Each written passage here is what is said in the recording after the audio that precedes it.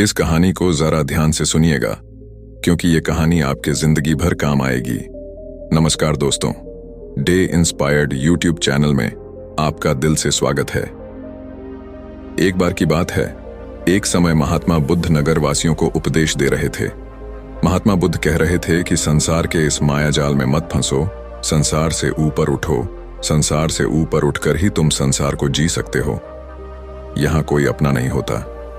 संसार के मोह माया वो फंस गया जिसने अपनी बुद्धि का इस्तेमाल नहीं किया। वह व्यक्ति जो समय पर अच्छे कर्म नहीं करता और बुरे कामों में जुट जाता है, वह आने वाले समय में बड़े दुखों का सामना कर सकता है, क्योंकि उसके बुरे कर्म ही उसके दुखों का कारण बनेंगे। इसलिए आप सभी इस संसार की मोह माया अर्थात इच्छा, लालच, क्रोध इत्यादि को ध्यानपूर्वक देखते हुए अपने कर्म करें। इतना कहकर महात्मा बुद्ध ने अपना उपदेश समाप्त किया और वहां से चले गए। महात्मा बुद्ध जब ये उपदेश दे रहे थे तो वहां पर उस नगर का सबसे धनी व्यक्ति वहीं पर मौजूद था और उस व्यक्ति पर महात्मा बुद्ध की बातों का बहुत गहरा असर पड़ा।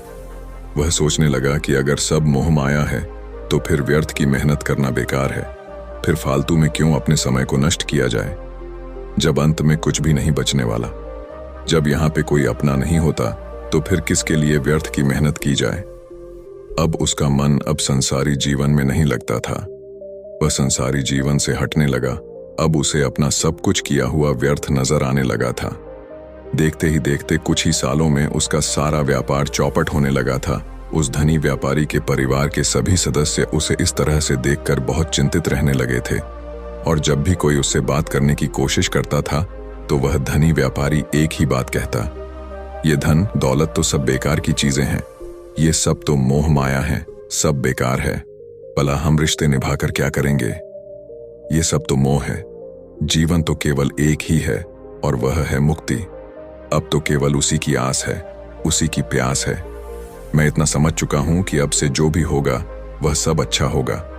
अब से उसने व्यापार पर भी ध्यान देना बिल्कुल बंद कर दिया था, और देखते ही देखते वह धनी व्यापारी उस नगर का सबसे गरीब व्यक्ति बन चुका था। वह पूरी तरह से निधन हो चुका था। उसका सब कुछ बर्बाद हो चुका था। एक दिन जब उसके घर में खाने के लिए कुछ नहीं बचा तो उसने अपने आप से कहा, ये मैंने क्या कर दिया। सब कुछ तो बहुत अच्छा चल रहा था, लेकिन मैंने अपने हाथों ही सब कुछ बर्बाद कर दिया। आज मेरे परिवार का हर एक सदस्य भूखा है। उनके पास खाने के लिए कुछ नहीं और मैं उनके लिए कुछ नहीं कर पा रहा हूं। वह ये सब सोच ही रहा था कि तभी उसे याद आया कि उसने महात्मा बुद्ध की बातों में आकर अपना जीवन बर्बाद कर लिया। ना तो उसे मुक्ति मिली और ना ही सुकून। अब तो भोजन के लिए भी आज मुझे रोज मरना पड़ता है। हर रोज मुझे मेहनत करनी पड़ती है, तब जाकर मेरे परिवार को 2 वक्त की रोटी मिल पाती है। अपने परिवार की इस तरह से बुरी हालत देखकर उससे रहा नहीं गया। वह बहुत चिंतित रहने लगा था। तब उसके मन में ख्याल आया कि वह अब किससे मदद मांगेगा, आखिर अब उसका साथ कौन देगा। तभी उसे याद आया कि उसे महात्मा बुद्ध के पास ही जाना चाहिए, क्योंकि बुद्ध के कारण आज उसकी यह हालत है। उसके हालात के जिम्मेदार तो वही है। मैं तो सीधा सीधा अपने मार्ग पर जा रहा था, लगातार अपने व्यापार में उन्नति कर रहा था, लेकिन जब से मैंने उनकी बातें सुनी तब से मेरा मन विचलित हो गया। उनकी फालतू बातों में आकर मैंने अपना सब कुछ बर्बाद कर दिया। मेरे हालात के जिम्मेदार तो वही है, इसलिए मुझे उनके पास ही जाना होगा। अपने मन में क्रोध लिए 2 दिनों की लंबी यात्रा करके वह महात्मा बुद्ध के पास पहुंचा और क्रोध में आकर महात्मा बुद्ध से कहता है, हे बुद्ध, आपको कोई ज्ञान नहीं, आपने सत्य की प्राप्ति की है। आप तो केवल भोले भाले लोगों को फंसाना जानते हैं, अपनी चिकनी चुपड़ी बातों में उन्हें बहलाना जानते हैं। आप लोगों के सीधेपन का फायदा उठाकर अपनी प्रसिद्धि और अपनी प्रशंसा करवाते हैं। आप हमें ऐसे सपने दिखाते हैं जो कभी पूरे नहीं होते। मैं भी ऐसा ही एक सीधा साधा व्यक्ति था और मैं उस नगर का सबसे बड़ धनी व्यक्ति था। आपसे मिलने से पहले सब कुछ ठीक चल रहा था।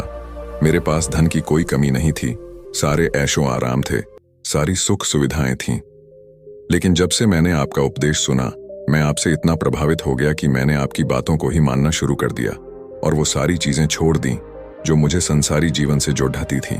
अर्थात संसार की सारी मोह माया मैंने त्याग दी, और आज देखिए, आपकी वजह से मेरा पूरा परिवार भिखारी बन चुका है। वह छोटी सी कुटिया में रहता है, यहाँ तक कि रोज के खाने के लिए भी नहीं है। आपकी वजह से मैं पूरी तरह से बर्बाद हो चुका हूँ। उस व्यक्ति के इतना कहने के बाद महात्मा बुद्ध शांति से मुस्कुराते हुए उस व्यक्ति से कहते हैं, आखिर तुम्हारे साथ क्या हुआ है और तुमने मेरी बातों का क्या मतलब निकाला? इस पर वह व्यक्ति महात्मा बुद्ध को सारी बातें बता देता है। आप कहते हैं कि धन दौलत की इच्छा करना ये काम सब मोह माया है से भरा है। आप सांसारिक जीवन को बुरा कहते हैं और खुद इस संसार में आकर भिक्षा मांगते हैं। आप आध्यात्मिक जीवन को अच्छा बताते हैं, किंतु मेरा एक प्रश्न है, इस आध्यात्मिक जीवन से हमें क्या मिलता है? इससे हमें क्या लाभ? आपने कहा था कि हमें आध्यात्मिक जीवन से सुख प्राप्त होता है, लेकिन मैंने तो जब से आध्यात्मिक जीवन अपनाया है तब से मुझे केवल दुख ही दुख मिला है। यहाँ तक कि मेरे पास जो कुछ भी था वह भी सब में खो बैठा हूँ। आप लोगों को झूठा सुख दिखाकर उन्हें अंधकार में ढकेल देते हैं। क्या यह वास्तविकता नहीं? इस पर महात्मा बुद्ध मुस्कुराते हुए उस व्यक्ति से कहते हैं, बेटा तुम बहुत दूर से आए हो, अभी तुम विश्राम करो। रात को आकर मैं तुम्हें तुम्हारे सभी प्रश्नों का जवाब दे दूंगा। पहले तो उस व्यक्ति ने इनकार किया, लेकिन महात्मा बुद्ध के आग्रह पर वह व्यक्ति महात्मा बुद्ध की बात मान गया और आश्रम में जाकर विश्राम करने लगा। रात्रि के बाद महात्मा बुद्ध उस व्यक्ति के पास आए और कहा, बेटा मैंने एक व्यक्ति की बात सुना, वो कह रहा था कि एक हाथी हवा में उड़ रहा था। उसने तो यह भी देखा कि एक बड़ी मछली अपने पैरों से जमीन पर चल रही थी और एक कुत्ता समुद्र की गहराइयों में सांस ले रहा था। वो व्यक्ति महात्मा बुद्ध की सारी बातें सुनकर महात्मा बुद्ध से कहता है, फिर तथागत उसके आगे क्या हुआ? आखिर आप चुप क्यों हो गए? तभी महात्मा बुद्ध उस व्यक्ति को समझाते हुए कहते हैं, बेटा क्या तुम्हें लगता है कि ऐसा वास्तव में हो सकता है? इस पर व्यक्ति जवाब देते हुए कहता है, बुद्ध अगर आप कह रहे हैं तो यह अवश्य ही सच होगा, क्योंकि आप इतने बड़े ढेर ज्ञानी हैं, आपने सत्य की प्राप्ति की है, तो आपके मुख से निकला हुआ हर एक शब्द तो सत्य ही होगा। तभी महात्मा बुद्ध मुस्कुराते हुए उस व्यक्ति से कहते हैं, बेटा क्या तुमने कभी पहले ऐसा कभी होते हुए देखा है? क्या तुमने कभी किसी हाथी को देखा है जो पर के साथ हवा में तेजी से उड़ता जा रहा हो?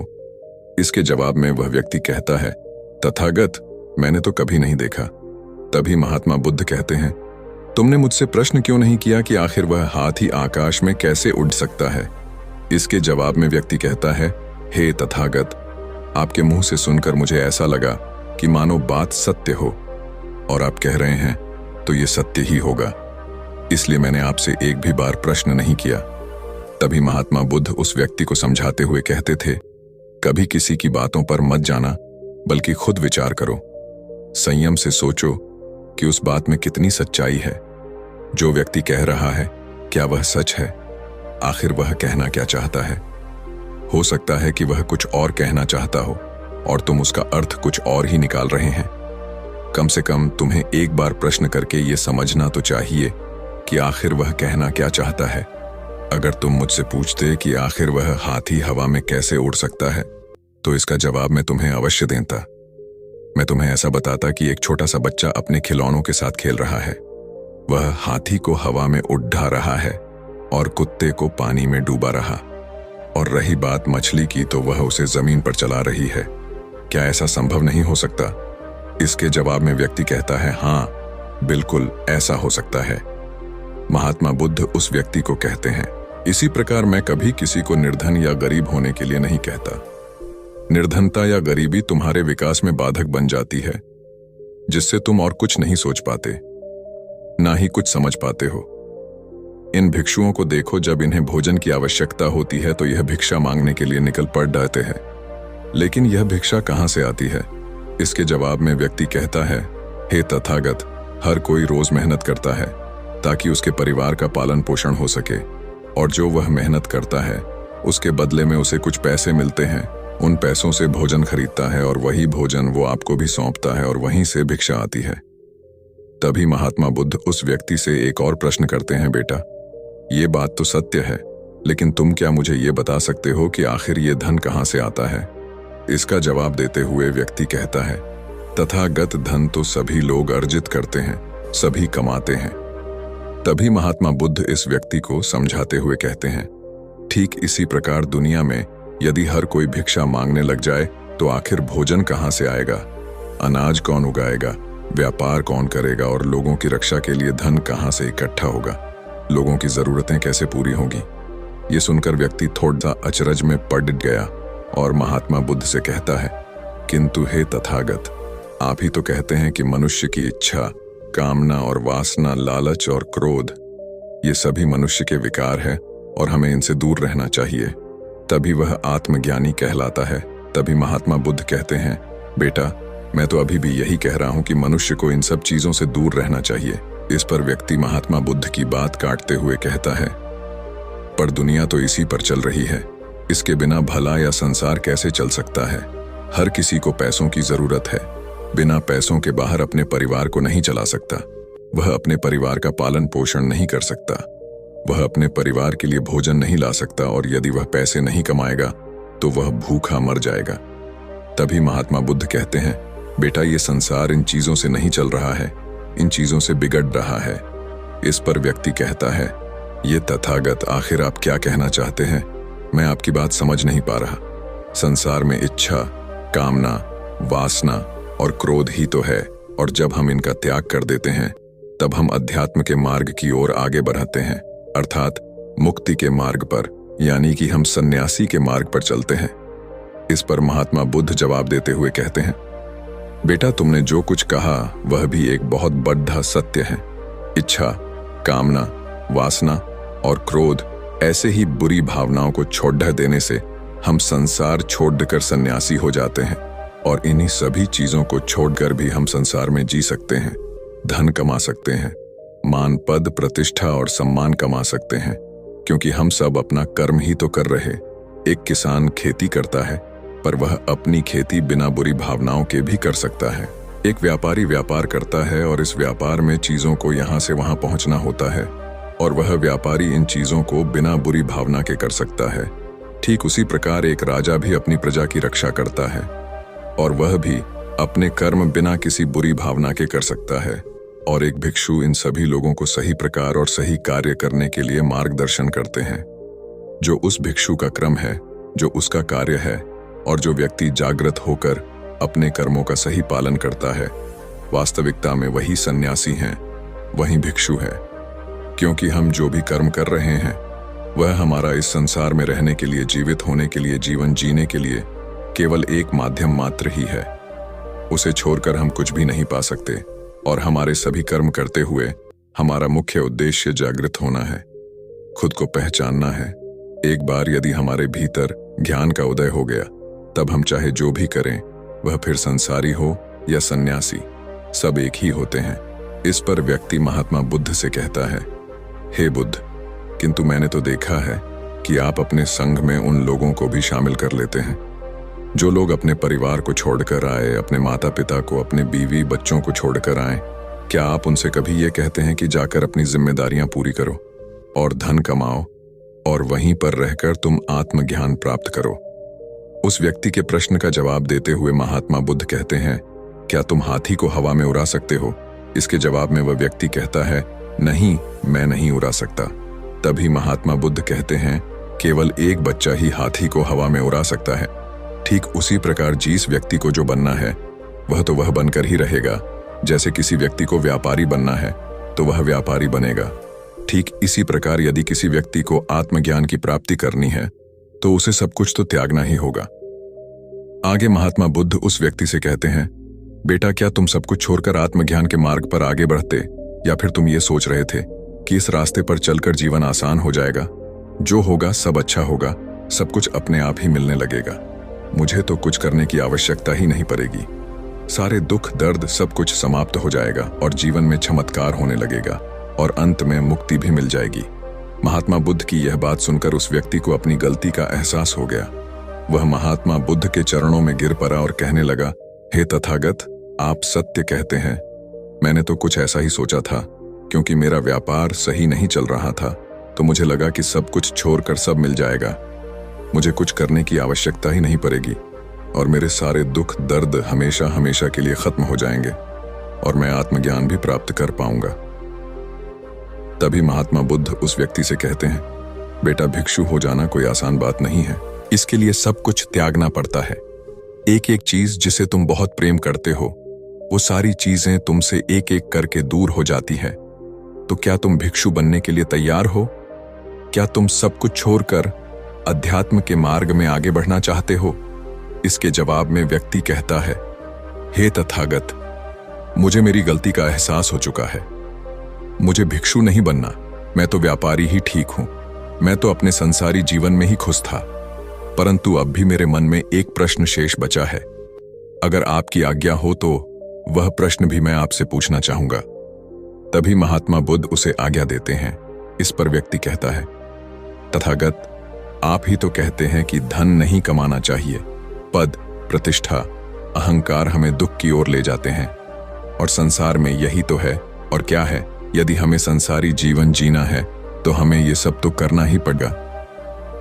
तभी महात्मा बुद्ध मुस्कुराते हुए उस व्यक्ति से कहते हैं, क्या तुम्हें भूख लगी है? इस पर व्यक्ति कहता है, हाँ तथागत, मुझे बहुत भूख लगी है। तभी महात्मा बुद्ध उस व्यक्ति को भोजन करवाते हैं और उसे भरपेट भोजन खिलाने के बाद महात्मा बुद्ध उस व्यक्ति से कहते हैं, लो और खाओ, ये सब तुम्हारे लिए ही है। इसके जवाब में वह व्यक्ति कहता है, तथागत, मैं पहले ही बहुत ज्यादा खा चुका हूं। अब मुझसे और नहीं खाया जाएगा। मेरे पेट में अब जरा भी जगह नहीं रह गई है। यदि मैंने और अधिक खाया तो मेरा पेट दर्द करने लग जाएगा और फिर मुझे तरह तरह की परेशानियां होने लगेंगी। मैं परेशान हो जाऊंगा। तभी महात्मा बुद्ध मुस्कुराते हुए उस व्यक्ति से कहते हैं, बेटा, मैं भी तो तुम्हें यही समझाने का प्रयास कर रहा हूं कि जितनी जरूरत है उतना ही खाओ, क्योंकि हर चीज जब हद से ज्यादा हो जाती है तो वह नुकसान जरूर पहुंचाती है। फिर वह चाहे धन हो, चाहे इच्छा, चाहे लालच, या फिर कामना या वासना, सब कुछ हद से ज्यादा आपको नुकसान ही पहुंचाएगा और यह सब आपको केवल दुख ही देंगे। इसीलिए इन्हें नियंत्रण में रखना चाहिए। जितने की हमें आवश्यकता है उतना ही हमें चाहिए। और जब आप इसे नियंत्रण में रखते हैं तो यह कभी आपको दुख नहीं दे पाएगा। आप हमेशा सुखी रहो। आगे महात्मा बुद्ध उस व्यक्ति से कहते हैं, सुनो, धन कमाना आवश्यक है, क्योंकि धन की कमी नहीं होनी चाहिए, भोजन की कमी नहीं होनी चाहिए, किसी भी कार्य को करने के लिए मन में इच्छा की कमी नहीं होनी चाहिए। लेकिन उसी के साथ में यह भी ध्यान रखना है कि इच्छा अत्यधिक भी नहीं होनी चाहिए। और मैं तुम्हें यही समझाने का प्रयास कर रहा हूं। इसीलिए जाओ और धन कमाओ। व्यापार से, अपने कर्म से न केवल अपना बल्कि दूसरों का भला भी करो। जब तुम अपने किए कार्यों की सांसारिक कार्यों से लोगों का भला करते हो, तब तुम में और किसी सन्यासी अर्थात किसी भिक्षु में कोई अंतर नहीं रह जाता। बस सभी के मार्ग अलग हो गए हैं, लेकिन मंजिल एक ही होती है और तुम कभी मार्ग से भटकना नहीं।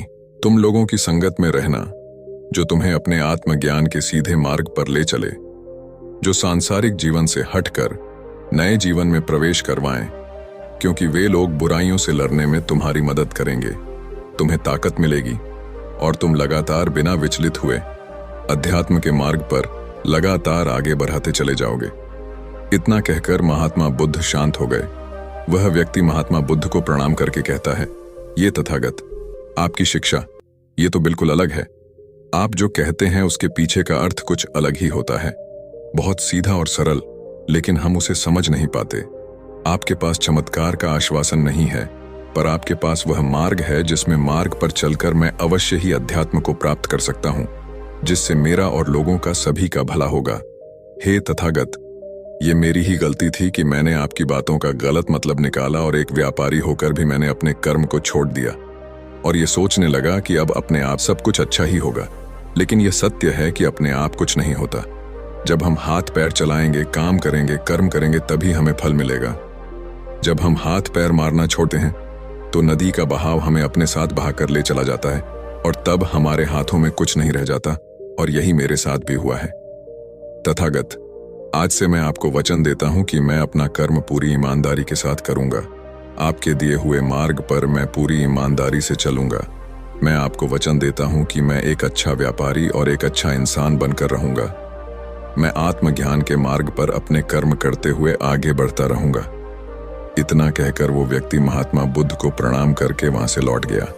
बाकी अगर ये कहानी आपको अच्छी लगी हो तो इस वीडियो को लाइक करें और ऐसी और कहानी सुनने के लिए डे इंस्पायर्ड यूट्यूब चैनल को सब्सक्राइब करें। तब तक मिलते हैं हम आपसे ऐसी ही एक और प्रेरणादायक कहानी के साथ अगले दिन। धन्यवाद।